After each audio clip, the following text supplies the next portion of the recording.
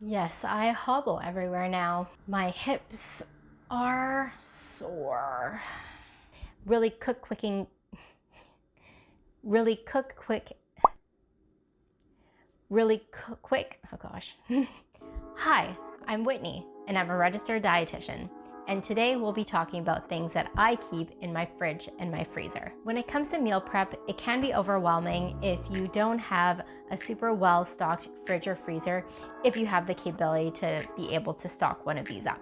Today, I'll be focusing on some key things to keep in your fridge and freezer, things that you'll be able to see in my typical crazy looking fridge and freezer, and ways to support you so that meal prep and meal planning is quick and easy on any weeknight or even weekend. So let's get started.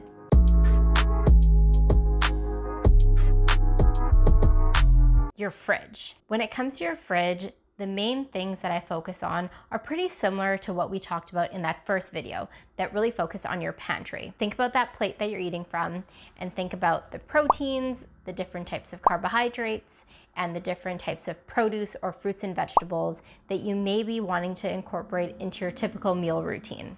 The big things we'll focus on for your fridge is the produce, so those delicious fruits and vegetables, some protein-rich foods that will help keep us full, as well as things that make our food taste absolutely delicious.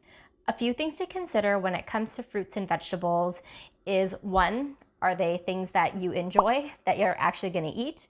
Because my biggest goal is to prevent any sort of food waste. So really think about the types of foods that you really enjoy and stock up on those options that you realistically know that you're gonna be eating to prevent some of that food waste. Or consider choosing some fruits and vegetables that you haven't tried before so you can really expand your culinary tastes and being able to add different types of produce to your typical meals and snacks.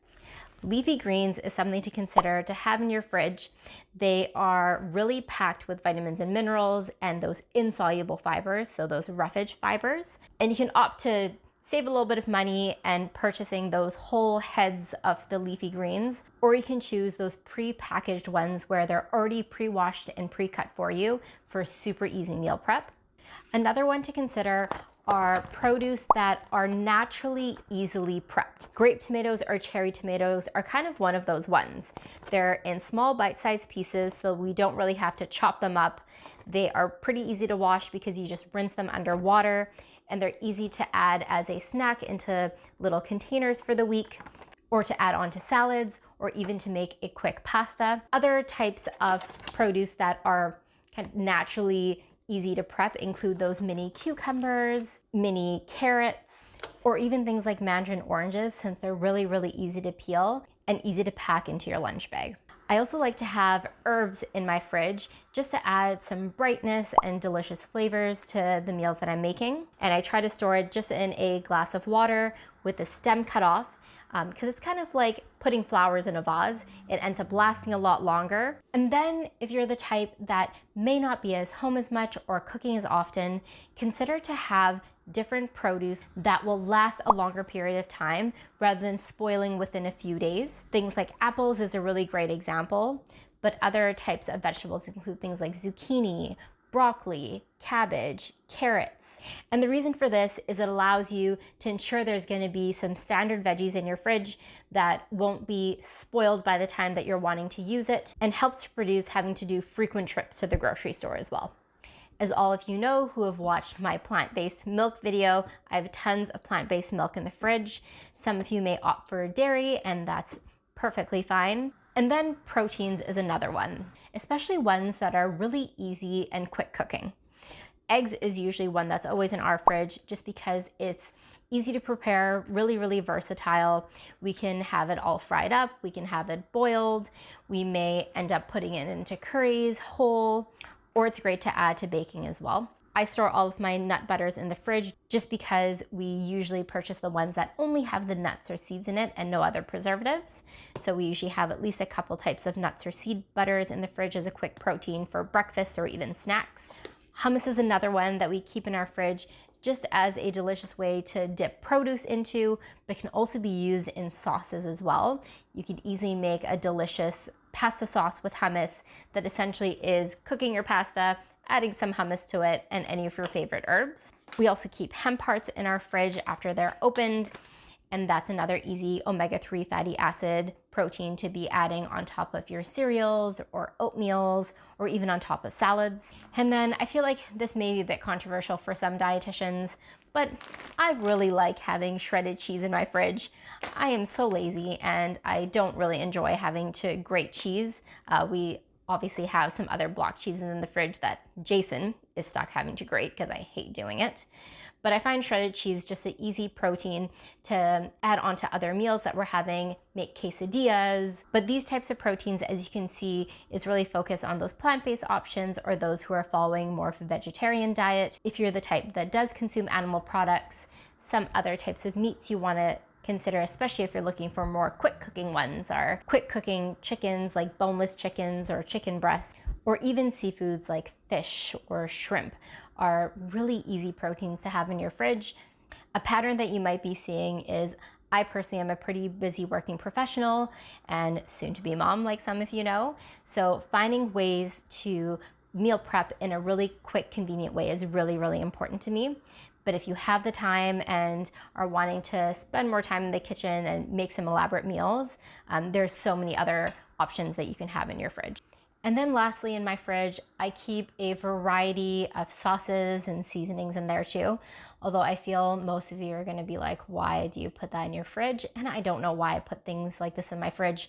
I think it's just something that my mom always did. And so I'm just accustomed to putting all these things in my fridge. Although let me know in the comments all of these things that you do not put into your fridge. But like I had mentioned in my pantry video, it's really important to add things in your fridge or freezer or pantry that make things taste good, especially if you're trying to transition to a lifestyle that's incorporating more produce like fruits or vegetables. I think there's always the stigma that they're just super healthy and they don't taste that great.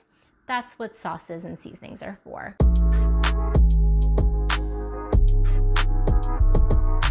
And my freezer. When it comes to my freezer, I really break it down based on produce items, different types of starches and grains, more quick convenience tips, as well as proteins. And then there's always going to be dessert in there. Starting with our produce, the main things I keep in my freezer are frozen fruit and frozen vegetables. Things that are already pre-washed, pre-cut, all done for me. When it comes to frozen fruit, I do shop at Loblaw stores or superstores here in BC, and I really like the Naturally Imperfect options. A lot of grocery stores are finally having these. They are basically the fruit that look kind of ugly, and they end up being a lot cheaper for that reason. So it's really helping to reduce some of that food waste by having companies do this. So different types of fruit that I keep in my freezer include things like blueberries, pineapples, mixed fruits as well.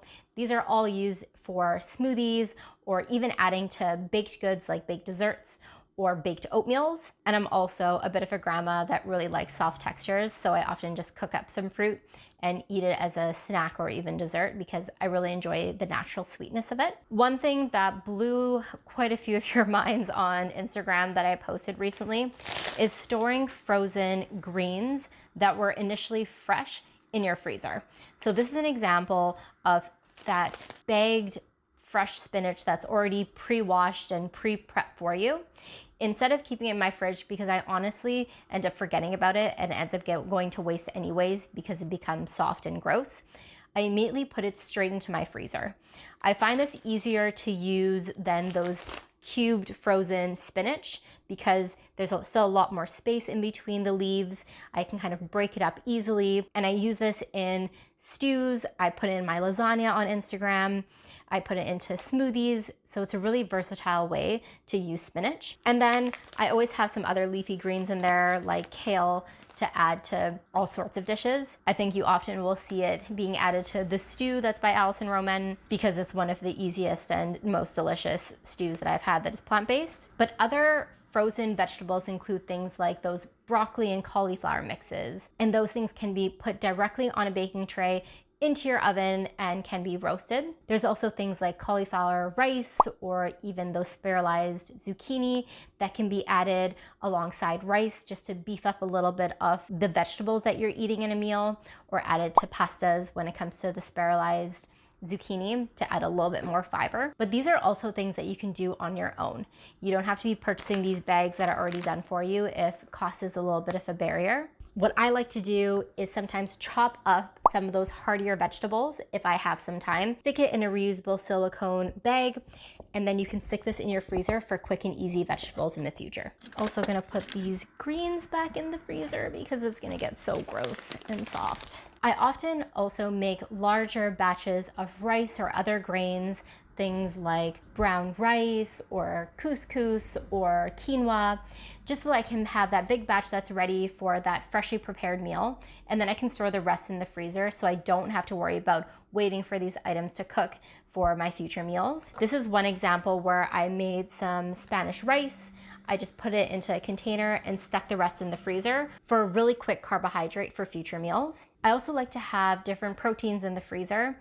The main ones that I usually have are in the form of seafood, so I usually have some wild shrimp in the freezer because they cook super, super quick. I do enjoy having some of these plant-based meat alternatives in my freezer because I enjoy the taste. We don't eat it super often, but it's a way to help us reduce the amount of animal proteins we're eating. And I also store cheeses like those fresh mozzarella cheeses, especially when they're on sale, in the freezer.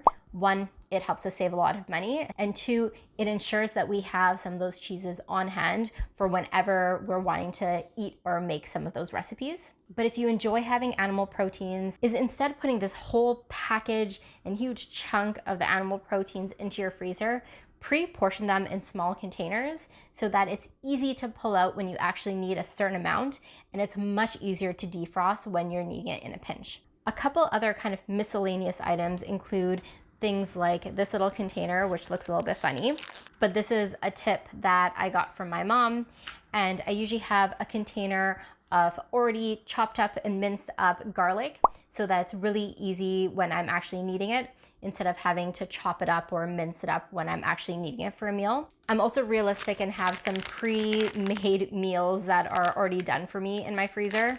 I really love these Amy's burritos because it has really things I would normally add into my burritos. So if we're in a pinch, I have a few of these sorts of little items. And then lastly, because all dietitians also love to have their desserts, there's always some treats in there too. So there you have it, my two-part series on things to keep in your pantry, fridge, and freezer. As promised, if you're wanting my super quick and convenient downloadable list of things to keep in your fridge, pantry, and freezer, make sure you check the link below to be able to download that resource. I've also started my own email list if you're wanting some quick, easy tips for your meal prep as well. And those will be popping into your inbox just once a month. So if you're interested, make sure you subscribe down below. But thank you so much for watching. If you absolutely love these videos, please click like and subscribe. What else does Jason want me to say? So make sure you hit the bell so you're notified for the next video. Oh, and I started a TikTok account. So if you wanted to check that out, link is down below. Yeah, I think that's really how you end it. You gotta. Do you have like an actual outro though? Like No. your go-to, like like your favorite true crime guy who always says like thank you so much. What's your slogan? I don't know.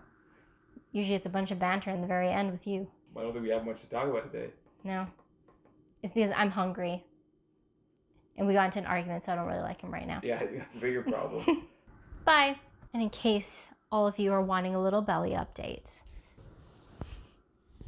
there's something growing in there. Okay, go get ready because I want to go eat a burrito.